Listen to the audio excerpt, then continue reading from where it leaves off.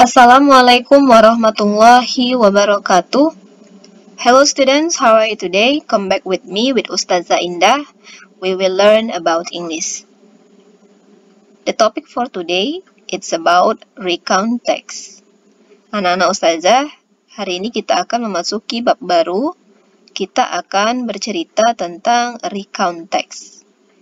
Nah, recount text ini merupakan salah satu teks ya yang harus dipelajari dalam bahasa Inggris. Mengenai apa-apa saja bentuk recount text, mari kita pelajari. But before we start our lesson, it's better to start with basmalah. Bismillahirrahmanirrahim. Nah, jadi recount text ini ya terdiri dari dua makna. Dari kata re dan count, yang berarti menghitung ulang. Re artinya kembali, count artinya menghitung kembali. Atau menceritakan kembali cerita di masa lalu. Ya, cerita di masa lalu kita ceritakan pada masa sekarang. Bergantung dari konteks kalimat yang digunakan. Nah, kita awali dengan pengertian dalam bahasa Inggris. Recount is retelling of an event or series of events. Dengan kata lain, recount merupakan sebuah teks dalam bahasa Inggris yang menceritakan pengalaman ataupun kejadian di masa lalu yang telah dialami. Nah, yang ketiga adalah macam-macam recount. Nah, di sini recount terbagi menjadi 3 jenis. Yang pertama disebut dengan personal recount. Nah, recount ini menceritakan pengalaman pribadi di masa lalu. Jadi kalau pengalaman pribadi artinya pengalaman yang terjadi pada diri kita sendiri. Ya, bisa kita istilahkan seperti contohnya diary. Ya. Masalah pengalaman pribadi yang kita ceritakan kembali. Yang kedua adalah factual recount. Nah, factual recount ini merupakan recount yang menceritakan fakta-fakta. Makanya disebut factual ya. Fakta-fakta yang telah terjadi di masa lampau. Fakta-fakta yang telah terjadi di masa lampau. Salah satu contoh teksnya adalah misalnya awal terbentuknya bumi. Atau sejarah dulu hidupnya dinosaurus. Nah, seperti itu ya. Nah, yang terakhir adalah bentuk imaginative recount. Nah, recount ini berdasarkan hayalan atau imajinasi. Ciri-ciri dari recount text. Yang pertama adalah menggunakan past tense. Ya, karena ceritanya di masa lampau, terjadinya di masa lampau, maka tensesnya yang digunakan adalah past tense. Yang kedua, banyak menggunakan action verb.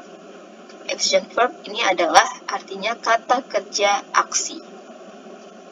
Yang ketiga, banyak menggunakan conjunction. Conjunction di sini artinya adalah kata penghubung. Contohnya sehingga, karena, supaya, dan lain-lain. Yang keempat, banyak menggunakan adverb of time dan adverb of place. Adverb of time artinya adalah kata keterangan waktu dan kata keterangan tempat. Yang ketiga, yang terakhir adalah menghubungkan urutan peristiwa berdasarkan kronologis kejadian. Nah, jadi ceritanya berurutan ya, sesuai dengan kronologis kejadian. Awalnya bagaimana, lalu selanjutnya. Nah, biasanya kalian jumpai kata-kata seperti then, kemudian after, setelah, before, sebelum, later, kemudian, dan lain sebagainya. Fungsi dari recount text. Karena recount text merupakan jenis teks yang menceritakan ulang kejadian atau peristiwa yang dialami di masa lampau, maka fungsi dari recount text sendiri yaitu untuk menarik perhatian si pembaca dan memberikan hiburan bagi pembaca. Generic structure-nya. Generic structure artinya struktur kebahasaan. Terdiri dari 3 bagian. Yang pertama adalah bagian orientation. Nah, orientation ini adalah bagian yang menjelaskan tema dan latar belakang cerita. Biasanya di sini disebut juga dengan paragraf pembuka cerita. Yang kedua adalah events, yaitu peristiwa yang terjadi mulai diceritakan oleh penulis berdasarkan kronologis kejadian. Nah, secara runtut dijelaskan apa-apa saja. Nah, yang terakhir adalah bagian reorientation. Reorientation bisa disebut dengan kesimpulan dalam cerita. Ya, jadi setelah diceritakan sesuai dengan kronologis kejadian, maka pada akhir reorientation, pada akhir bagian disimpulkanlah cerita itu. Nah, itulah dia. Nah, minggu depan kita akan coba menganalisis sebuah recount text. Ya, sampai sini dulu pembelajaran kita hari ini. Semoga apa yang Ustazah sampaikan dapat kamu pahami dengan baik. Thank you for your attention. Wassalamualaikum warahmatullahi wabarakatuh.